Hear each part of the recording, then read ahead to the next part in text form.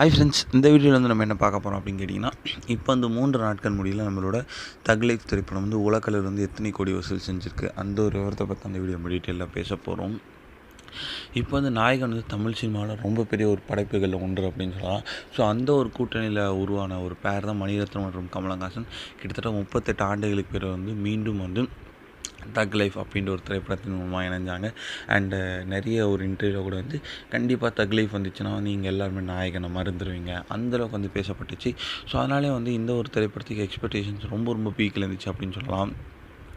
So இவங்க கூட சேர்ந்து வந்து நம்மளோட ஒரு சிம்பு, த்ரிஷா, ஜோஜி ஜார்ஜ், ஸோ அசோக் செல்வன், அபிராமி, இந்த மாதிரி வந்து ஏகப்பட்ட கதாபாத்திரங்கள் இந்த திரைப்படத்தில் ரொம்ப முக்கியமான ரோலில் நடிச்சிருந்தாங்க.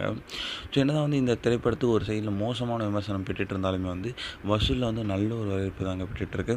ஸோ ஒரு கலவையான விமர்சனம் தான் பெற்றுட்ருக்கு. ஸோ ஒரு சைடில் வந்து நல்ல ஒரு ரிவ்யூ வந்தாலும் இன்னொரு சைடில் ரொம்ப மோசமான ரிவ்யூ தான் வந்துட்டுருக்கு. இன்னில் வந்து 3 நாட்கள் முடியல நம்மளோட தக் லைஃப் திரைப்படம் வந்து கிட்டத்தட்ட 80 கோடி வரைக்கும் வசூல் செஞ்சுருக்கு அப்படின்ட்டு சொல்லப்படுதுங்க.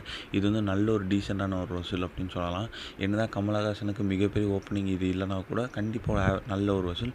கண்டிப்பாக இன்னும் போகும் நாட்களில் எத்தனை கோடி வசூல் செய்யுது அப்படின்னு வெயிட் பண்ணி தான் பார்க்கணும்.